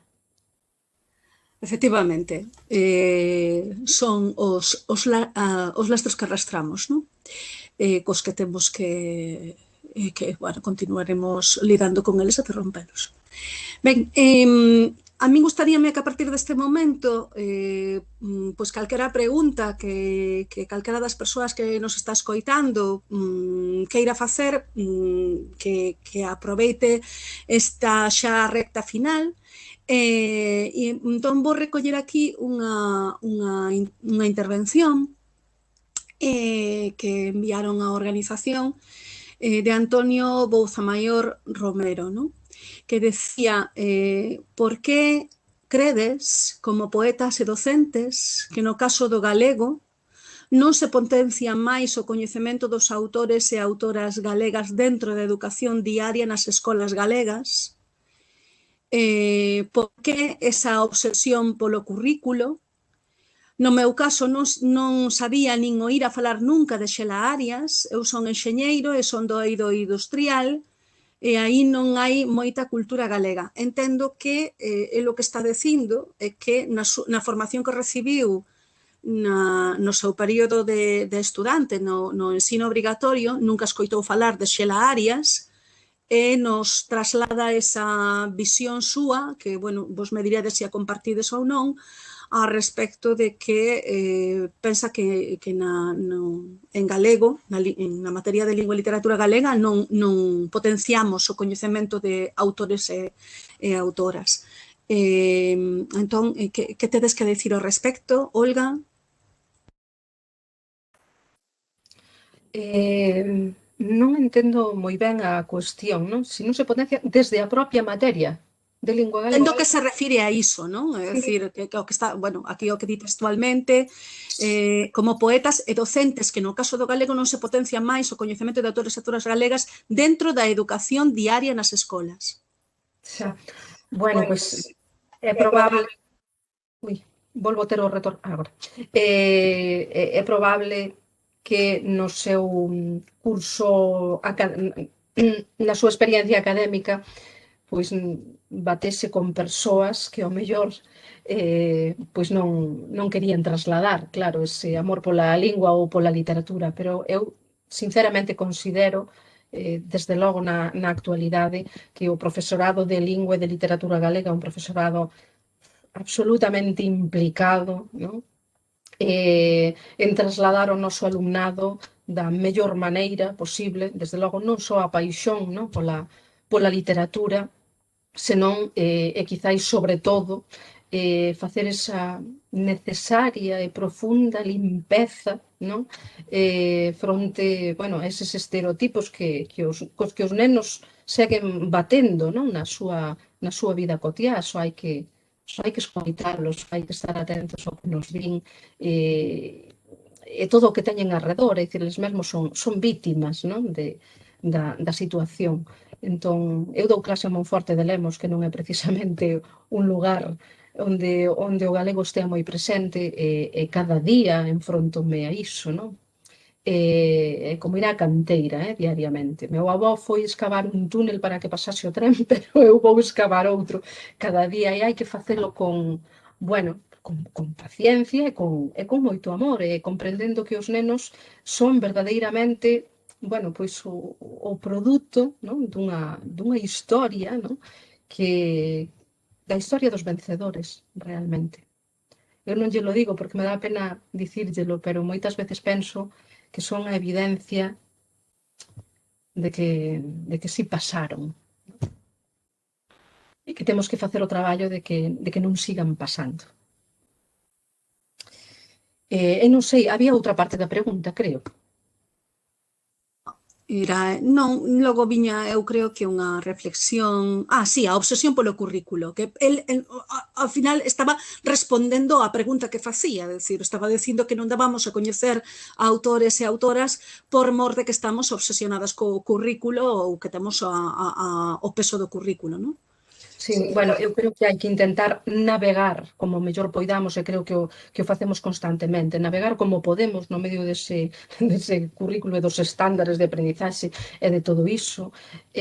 Bueno, ás veces hai que ser listos e saber xogar tamén no medio diso, buscar as fendas por onde podemos, porque se pode facer, hai xeitos de facelo, subverter, non? Todo ese sistema que nos impoñen para, bueno, pois para amosar a beleza, non?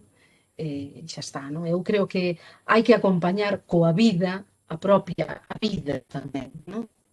E ás veces, bueno, pois hai que ser un pouco subversivos respecto ao que se nos pide tamén para facer unha aprendizaxe verdadeira, profunda e de calidade, que sexa significativa. Espero que non me falta ninguén da inspección educativa, por certo. Non dixeches nada que estea fora de lugar, todo o contrario, efectivamente así, hai fendas nas que dentro do currículo o que podemos é achegarnos máis. Antes de que interveña Salva, a persoa que nos escribía, Antonio Bauzo Maior, amplía o que dixo antes, e di: teño 42 anos, son de Ferrolterra, unha zona castelán falante, onde apenas falaban de Rosalía nas clases de lingua. Ben, debo dicir que, claro, a miña experiencia seguramente por idade ou por sorte, que moitas veces restamos o azar, pero co azar conta moito. A miña experiencia é ben diferente. Eu tiven exemplos de bo profesorado incluso o que eu chamaría non bastante orixinal ou bastante arriscado, na súa maneira de enfrontar o currículo e as vicisitudes e as necesidades todas do currículo. Alén diso, é certo que ao mellor fáltame non un pouquiño de, bueno, pois seguramente de traxectoria ou de maior detemento nos centros a día de hoxe para poder dar unha resposta convincente. Pero do que estou segura é de que persoas que fixeron comigo filoloxía e que a día de hoxe chegaron aos centros, e penso no caso dunha moi boa amiga que é Nair García Velleira, non sei, hai profesorado cheo de ideas, cheo de enerxía e con moitísimas ganas de darlle a volta ás clases e de levar literatura e de levar incluso novas maneiras de relacionárense, de falar os rapaces. Así que, en fin, eu coido que hai maneiras, que a presión do currículo se sente, iso digo volo eu en primeira persoa, que este ano caeu sobre min como unha lousa, todo de primeiro de bacharelato.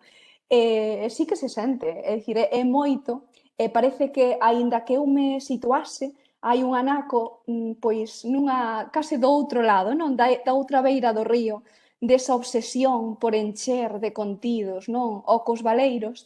É certo que cando pois caes nun instituto, pensade, dunha cidade ou nun ambiente pois moi castelanizado, no que o mellor o alumnado xa nin sequera os seus avós, xa nin as aboas falaban con eles galego, algúns xa nin sequera falaban galego. Iso a verdade é que é algo sorprendente, que te fai estar super alerta e case querer converter as clases nunha especie de constante, non? Aprendizaxe de lingua e logo de literatura e de cultura como podemos, non? A través desa lingua. Pero eu tamén creo e confío en que o profesorado de galego é un profesorado bastante especial e bastante implicado. Eu vexo moita enerxía, cando menos, polo menos na rede, polo menos na xente coa que eu teño trato. Quería engadir solamente unha cuestión respecto ao que nos dicía, como se chamaba o rapaz de Ferrolterra, perdón? Antonio Bouza Maior. Antonio. Ben, claro, nós estamos falando, Alba máis eu somos profes no ensino secundario, pero é certo, e eu coñezo de primeira man algún caso nalgún cole concertado, vamos dicir, se di aos nenos que a clase de gallego la damos en castellano porque total nos entendemos igual. Iso a día de hoxe. Co cal, probablemente Antonio tamén foi vítima de algún personaxe deste estilo, non? Que di este tipo de cousas e logo, acto seguido, lle dá unha pegatina desas de fala galego, non? Un autocolante destes aos nenos. Dicir, bueno, pues, aínda temos iso nos nosos coles, aínda. E probablemente, bueno, el vai un pouco por ese lado. Efectivamente, a ver, desgraciadamente hai diferentes tipos do ensino. Existe o ensino concertado no que este tipo de anécdotas pois o mellor non son tan anecdóticas como nos pode parecer. Tamén é verdade que nun colectivo profesional tan amplo como o noso, máis alá da maioritaria boa vontade do profesorado da que eu son firme defensora, bueno, pois evidentemente tamén haberá persoas pois que non senten vocación polo seu traballo, non? Ben, eu creo que considerando que estamos pois nun foro con moita presenza de profesoras e de profesores, se cadra non está de máis continuar nesta liña subversiva de aproveitar as fendas dos currículos e de, digamos, liberarnos un pouquiño do modelo do libro do texto, non? Voume explicar. Cando falamos da historia da literatura ou cando recomendamos lecturas, temos, aínda que non usemos un libro de texto ao uso, sí que temos o mellor presente a selección de autores e de autoras que fan eses libros de texto, non? Eu non sei se vos tedes reparado na selección de autoras que existen nos libros de texto, Se considerades que as docentes e os docentes debemos darlle a volta a iso que ás veces nos ven deseñado e sermos autores nós e darlle, o sea, e colocar as escritoras no lugar que lles corresponde, xa sexa como modelos literarios de determinadas épocas, e vou a dicir a orella no buraco para falar da nova narrativa galega, en contra de outros textos que sí aparecen como textos modélicos para falar dese período literario, ou a presenza de máis escritoras nas nosas listaxes de libros obrigados ou recomendados. Que pensades a respecto disto? Eu, desde logo, son partidaria de que fagamos este traballo e de que o difundamos. Alba, creo que foi a última en intervir. Bueno, non sei. Alba. Pois, volvendo un pouco ao que comentábamos, é certo que ao mellor me falta aínda, non? Un camiño por diante, pero eu abogo 100% por iso. De feito, case non concibiría non crear material para as aulas, tanto na miña chegada ao bacharelato como nas miñas experiencias anteriores, que foron moi distintas, porque, por exemplo, eran, pois, en fin, é unha experiencia tan chocante ou tan cambiante como pode ser procurar ensinarlles lingua, literatura e cultura a alumnado de Oxford, que foi a miña última experiencia, non? A un alumnado que tan ben che viña interesadísimo polo continuum das linguas romances, como interesadísimo porque se ia especializar en literatura medieval ou como interesadísimo porque ia facer estudos concretos, non? De xénero e literatura contemporánea. Entón, o que quero dicir con isto é que é algo que eu considero que está na cerna mesma, non? Do traballo como mestre, como mestra, o feito de saber que queremos seleccionar e saber cales son, digamos, case os pasadizos ou cales son os puntos nos que hai posibilidades de facer contrabando con cousas que a nós nos parece que van motivar, van dar unha nova visión, non? Ou van cambiar incluso, pois, un pouco a orde, non? Daquilo que nos chega como libro de texto, daquilo que nos chega como currículo. Eu considero fundamental. Que o que acontece? Que como novata, como primeiriza, hai que saber buscar o acomodo, non? Hai que saber onde nos permitimos, non? Facer eses desvíos, pero considero fundamental, é dicir, considero traballo diario, de verdade. Ben, por suposto, claro, aí concordo totalmente contigo, Alba, con Marta, que hai que, por suposto, cada un ten que facer a súa selección e facer súa a materia tamén, claro, sentirse un primeiro cómodo co que está explicando para logo poder transmitilo ben, senón xa é imposible. De todas as maneiras, vai a por diante tamén a miña admiración para os autores dos libros de texto, porque é un traballo ímprobo, que obviamente é un traballo tamén de selección e que non se pode meter todo canto a un lle gustaría, non? Polo tanto, penso que o libro de texto tamén é unha ferramenta interesante bueno, que se pode seguir utilizando perfectamente sempre, pois iso, como unha ferramenta máis. Claro, eu utilizo o libro de texto, utilizo moitas outras cousas e ademais así yo explico aos nenos e ás nenas tamén, non? Dicir, bueno, o libro é unha ferramenta máis, pero logo imos utilizar o cine, imos utilizar as distintas saídas que facemos, é dicir, claro, un ensino pois máis dinámico, claro. No tema concreto de selección de textos nos que haxa autoría feminina, por suposto, claro que concordo, pero non só iso, eu creo que nos falta outro aspecto. E é o feito de cando escollemos calquer outro texto para traballar, non? Eu que sei, a tipoloxía textual ou que sexa, ou utilizamos ou estamos tratando, por exemplo, o tema da literatura popular galega, vale? Literatura de tradición oral. Claro, aí, por suposto que podemos incidir moitísimo en como aparecen aí as imaxes das mulleres. É dicir, non solamente é presentar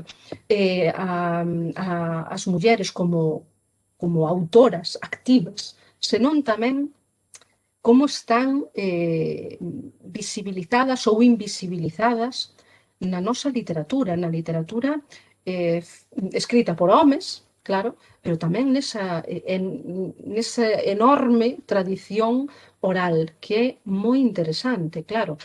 Analizar, por exemplo, as coplas populares, non? E como aparece a muller representada aí, cales son eses roles de xénero, e tamén como se entrecruzan as experiencias, non? Deles e delas, o tema da homosexualidade, se está presente ou está invisibilizado.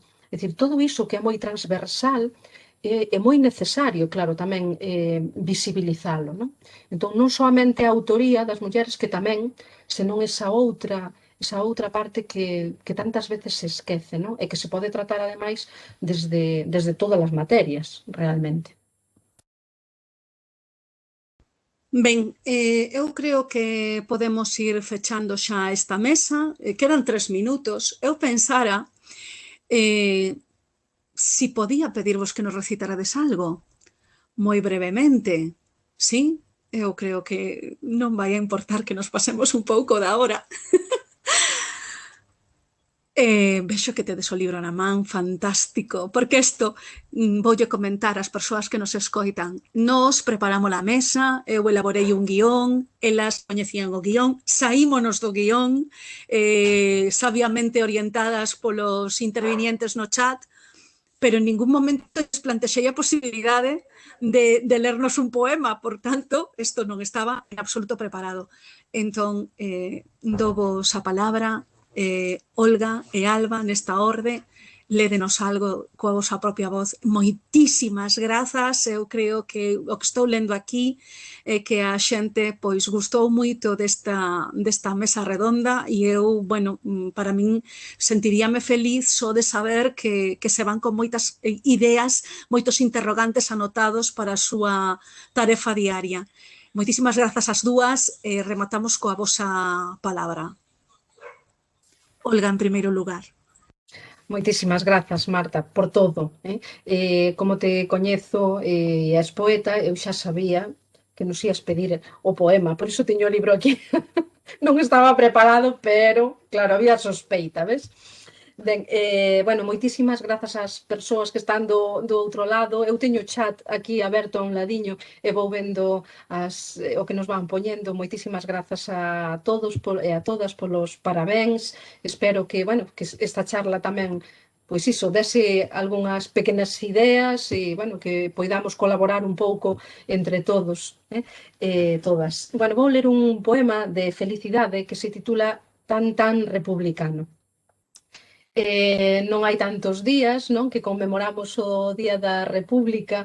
Eu mañá teño unha charla no meu concello sobre un mestre que tivemos na miña parroquia entre os anos 33 e 36, un mestre racionalista de pedagogía, daquela pedagogía avanzada, non, dos anos da República, que acabou invisibilizado, ocultado, sepultado pola historia, polo fascismo, unha gran figura do anarquismo naqueles anos e que, bueno, estou recuperando a súa memoria e os seus escritos. Entón, pois quero rematar hoxe nesta sesión na que estamos aquí tantos mestres e mestras pois con este tan republicano que está dedicado á miña filla. O poema foi escrito un 18 de xullo, cando eu escoitei por primeira vez, casualmente, coincidiu a data, escoitei por primeira vez o latexo do corazón da miña filla nunha revisión na xinecóloga. E cando volvía para a casa, deime conta da coincidencia da data. A verdade é que tiven que aparcar nunha esquina o coche porque, bueno, emocionoume darme conta daquela coincidencia na data, de que eu escoitara a miña filla na mesma data en que tantas outras nais perderan os seus fillos. Bueno, pois para todas vós, para todos vós, o tan republicano, pola Terceira República. Na memoria dos meus avós, José Presa e Antonio Novo, que escoitaban sintonías clandestinas. Non esquezas nunca o tan republicano co que soou por vez primeira o teu corazón nas ondas médicas aquel 18 de xullo do ano 2012. Eu sentía vir a túa vida na mesma hora remota en que tantas máis perderan os seus fillos. 76 anos despois, tan republicano. Saúde, meu amor, camaradiña, cando alzas o puño e cantaruxas, inda volve soar aquel fonógrafo que tocaba Internacional as agachadas no último cuarto da casa de pescado en Vilarmao, camaradiña. E alguén xogaba a vida escoitando aquel tan republicano o tempo que loitaba por vivir, que non é vida ficar xordos sen música e viva la libertad, camaradiña. A casa é de quen a habita, a terra de quen a traballa.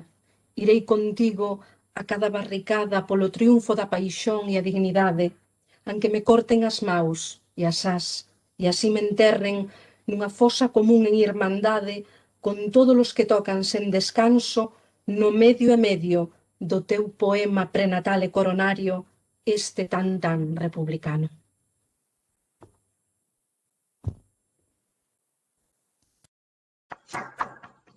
Alba. Un placer, moitísimas grazas a todas, moitísimas grazas pola calidade, pola humanidade da conversa tamén. Eu quero compartirvos, xa que antes o citou alguén, pareceume un trazo ben bonito, non? Entre os libros de ambas, precisamente o poema titulado Instrucións para rolar o canón do Sil, no que eu o que procurei foi converter a ese canón do Sil nunha especie de neno que se podería arrolar, non? Ou nunha criatura que se pode arrolar, recordando tamén que precisamente se hai datos claramente autobiográficos neste libro, este é un dos casos, non? Que o meu avó Ángel pois se encargou en boa medida de construir ou de dar a posibilidade de que eses túneles da Ribeira Sacra existise.